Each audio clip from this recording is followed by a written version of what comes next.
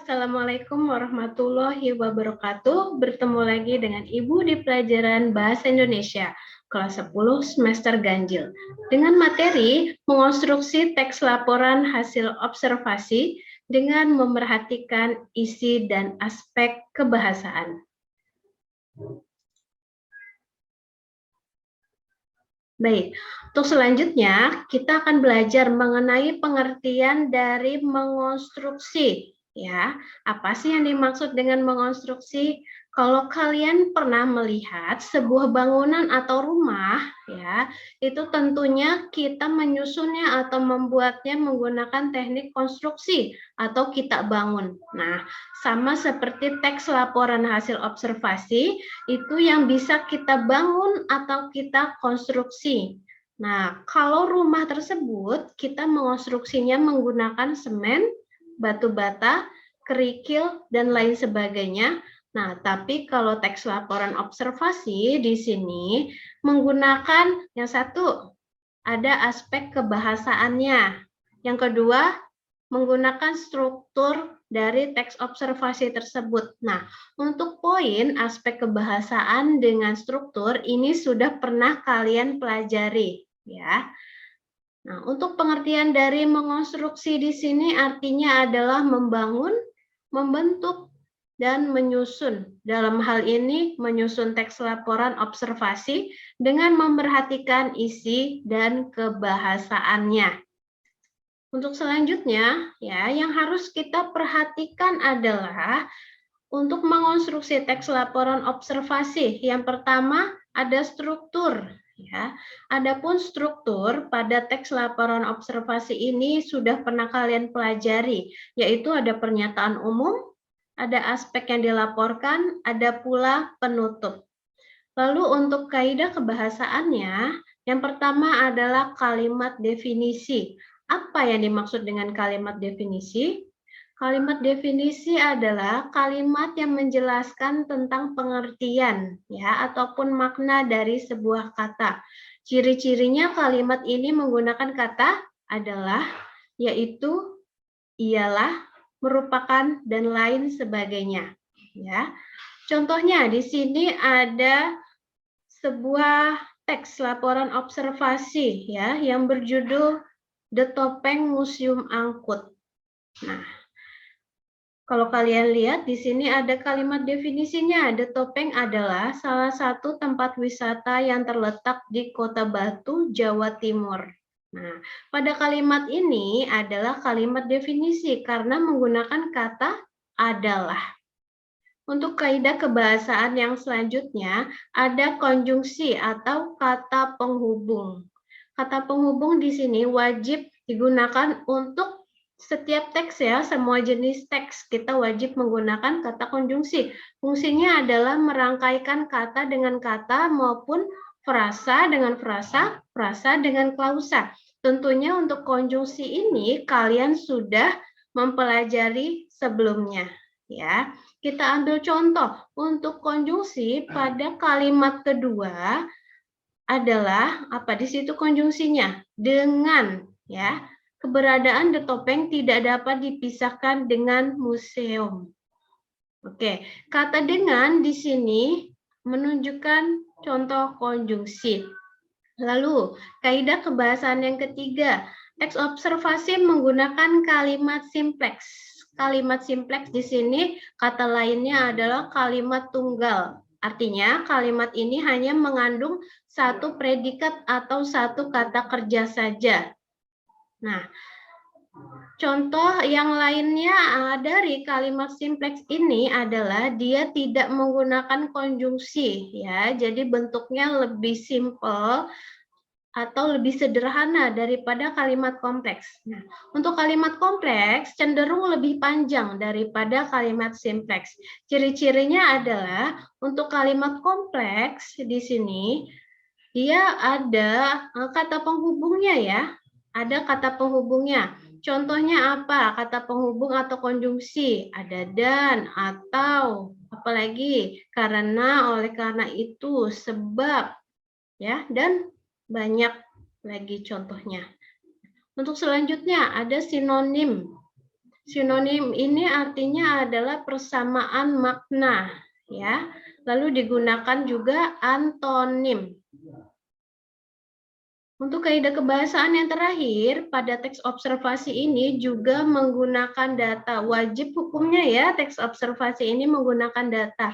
Tentunya data yang dibuat berdasarkan data yang ada di lapangan ataupun data objektif. Selanjutnya, ada beberapa kriteria teks laporan hasil observasi yang baik. Ini sangat penting ya untuk kalian terapkan pada saat kalian mengonstruksi atau menulis ya, menulis teks laporan observasi yang pertama. Teks laporan observasi itu harus lengkap. Mengapa lengkap? Isinya berupa fakta ya. Fakta dengan objek yang dilaporkan hanya tunggal. Begitu. Jadi lengkap di sini maksudnya ada fakta. Lalu objek yang dilaporkan juga ada, tetapi tentunya hanya satu saja. Dengan tujuan apa? Supaya teks observasi yang kalian buat ini tidak terlalu melebar atau meluas. Begitu. Ya.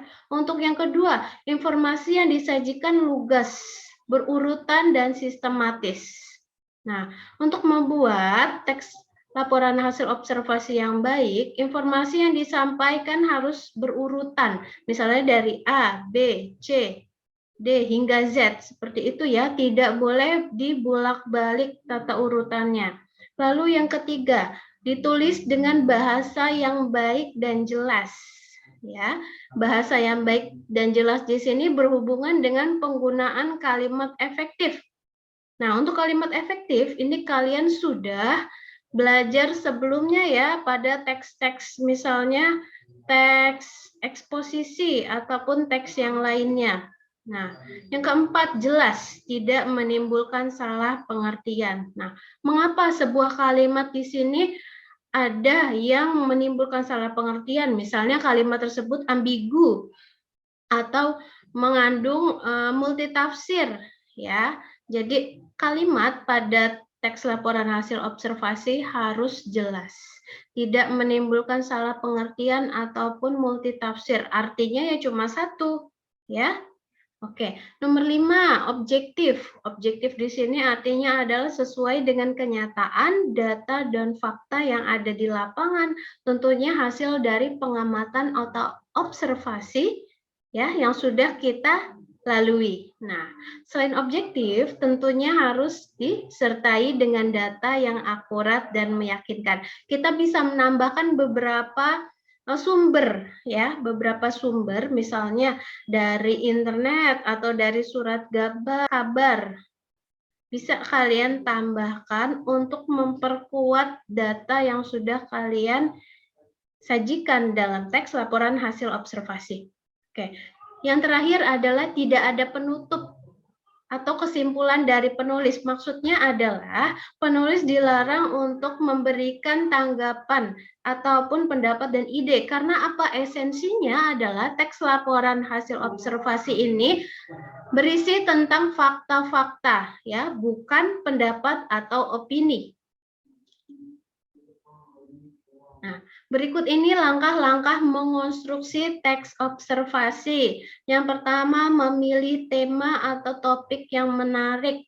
Nah, untuk tema yang topik yang menarik ini bisa kalian tentukan sendiri ataupun kalian nanti boleh lihat dari buku ataupun nanti bisa ditentukan oleh Bapak dan Ibu guru kalian masing-masing ya.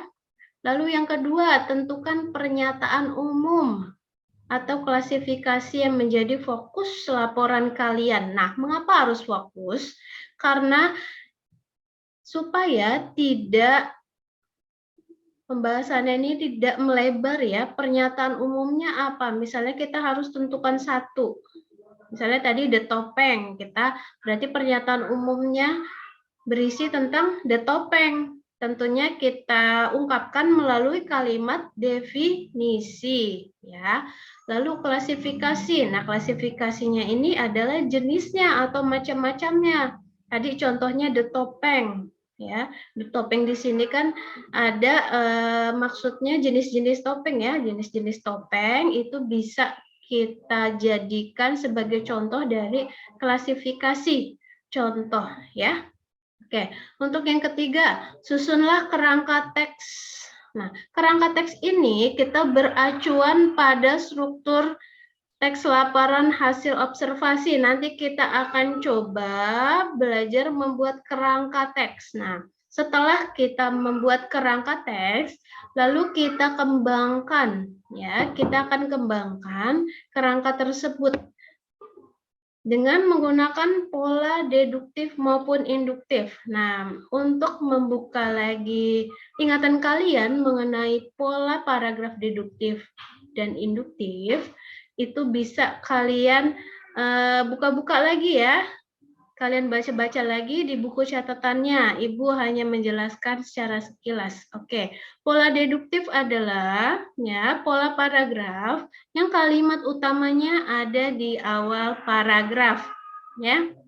Lalu, kalau pola pengembangan paragraf secara induktif, kalimat utamanya ada di bagian akhir paragraf, biasanya berupa kesimpulan seperti itu, ya. Yang keempat, kumpulkan data dan informasi untuk mendukung teks laporan hasil observasi kalian.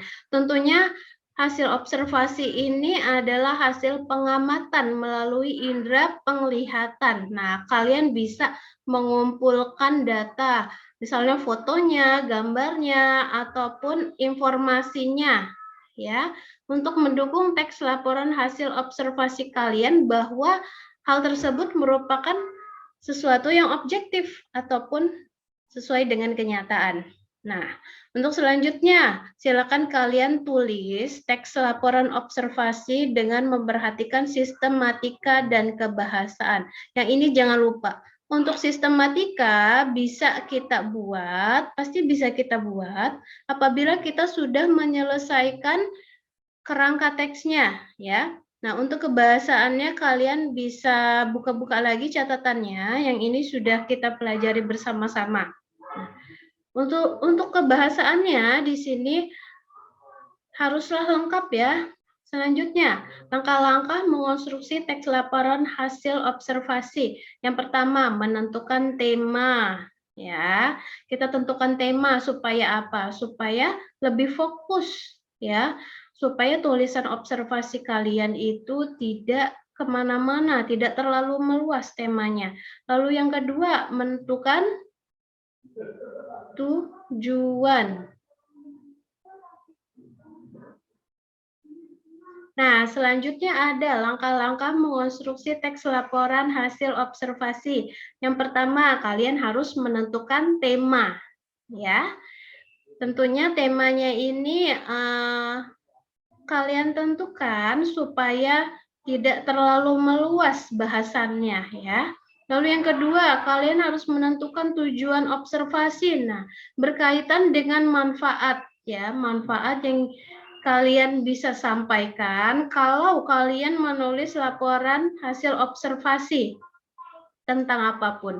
Lalu yang ketiga, melaksanakan pengamatan. Nah, berhubung sekarang sedang situasi pandemi, pengamatan ini bisa kalian laksanakan melalui internet ya, ataupun video YouTube. Kita bisa mencari sumber-sumber, misalnya ya Taman Laut Bunaken, wisata di Gunung Bromo, itu bisa kalian membuka YouTube, lalu ada virtual tour seperti itu. Ya, tidak kalah menarik dengan saat kita mengunjungi daerah wisata tersebut ya, objek wisata tersebut.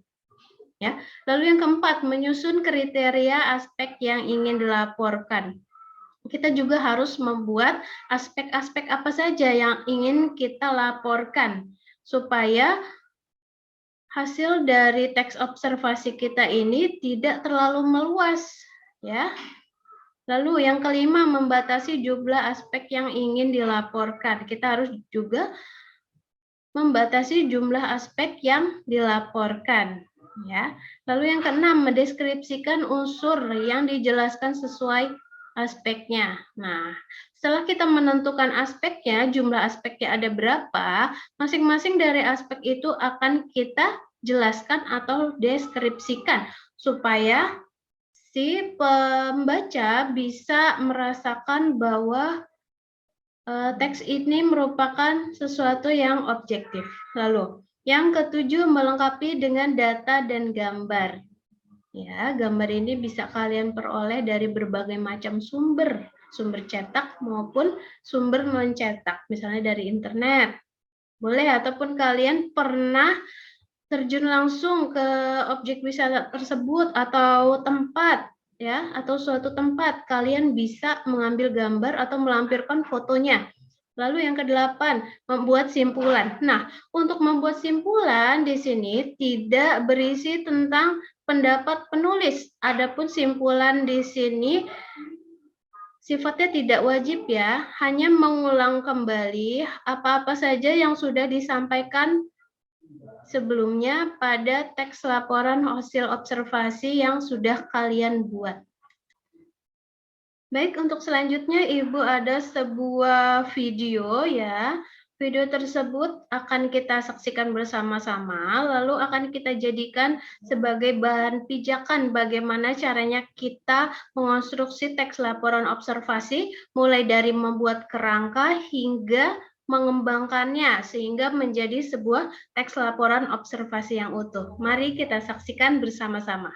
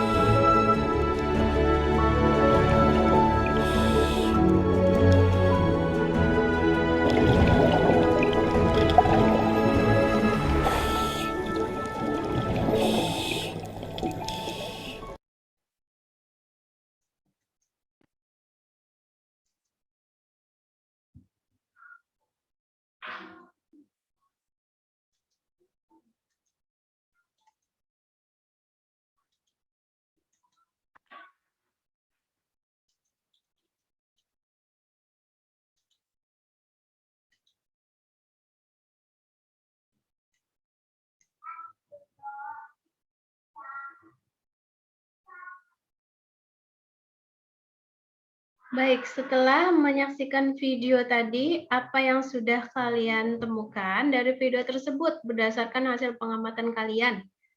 Yang tadi terlihat ya bahwa pemandangan bawah laut atau biota laut yang ada pada Taman Nasional Laut Bunaken ya. Taman Laut Bunaken ini ada di Indonesia, tepatnya ada di Manado ya. Begitu indah pemandangan yang ada di taman laut tersebut.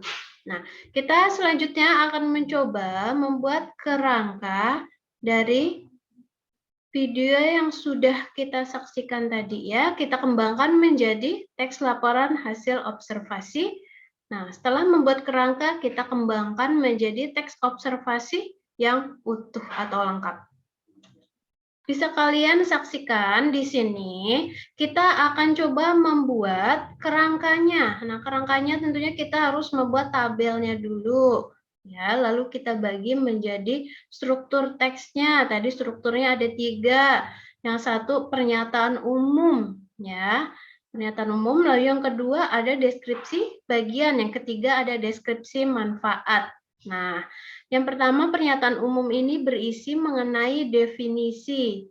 Definisi mengenai apa? Biota laut. Nah, pada bagian 1A di sini terdapat biota laut adalah seluruh makhluk hidup yang berkembang biak di laut. Biota laut yang ada di perairan Indonesia. Biota laut yang ada di perairan Indonesia merupakan salah satu kekayaan Indonesia yang sangat berlimpah.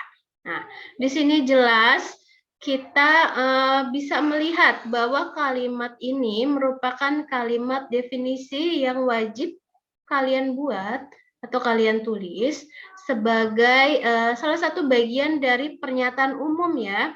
Nah, di bagian pernyataan umum juga ada klasifikasi bagian. Maksudnya, klasifikasi bagian ini adalah jenis-jenisnya ya, jenis-jenis dari biota laut. Di situ ada kalimat biota laut itu diantaranya terumbu karang, ikan, dan tumbuhan laut yang menjadi bagian dari ekosistem laut. Ya, kita akan berikan jenis-jenis dari biota laut. Untuk paragraf yang selanjutnya mengenai deskripsi bagian. Maksudnya adalah kita memberikan penggambaran atau penjelasan mengenai klasifikasi bagian atau jenis-jenis yang sudah kita sebutkan tadi. Contohnya ada terumbu karang. Nah, kita bisa melihat bersama-sama pada paragraf untuk nomor 2, ada kalimat terumbu karang di Taman Nasional Bunaken sangat banyak jenisnya. Terumbu karang ini hidup di pantai atau daerah yang terkena cahaya matahari dan hidup di perairan yang berada kurang lebih 50 meter di bawah permukaan laut dengan suhu tertentu. Ya.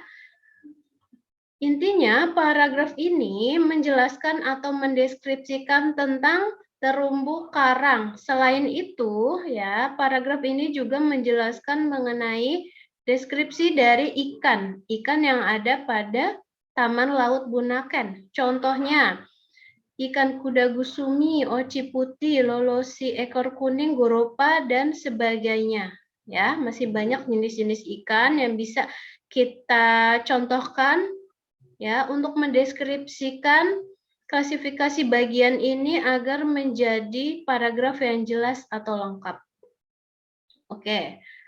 Untuk selanjutnya, deskripsi bagian yang lain ya, kita bisa menambahkan tumbuhan laut. Kita bisa sebutkan tumbuhan laut yang ada pada Taman Laut Bunaken. Nah, contohnya apa? Ada rumput laut, ada penanaman bakau, seperti itu. Nah, apabila kita kembangkan ya, kerangka ini menjadi sebuah paragraf yang utuh. Di sini bisa kita lihat bersama-sama.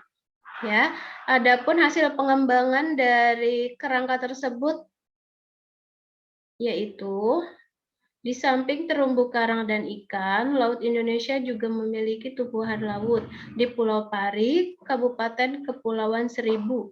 Misalnya dibudidayakan rumput laut dan penanaman bakau.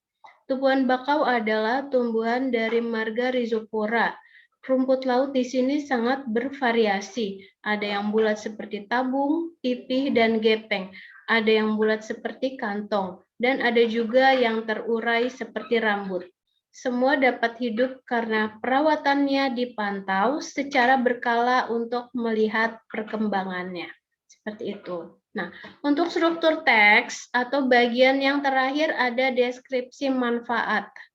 Tentunya apabila kita ingin membuat atau menulis teks observasi, haruslah diketahui manfaatnya untuk pembaca. Kita bisa tambahkan di sini ya, manfaat dari biota laut akan kita baca bersama-sama.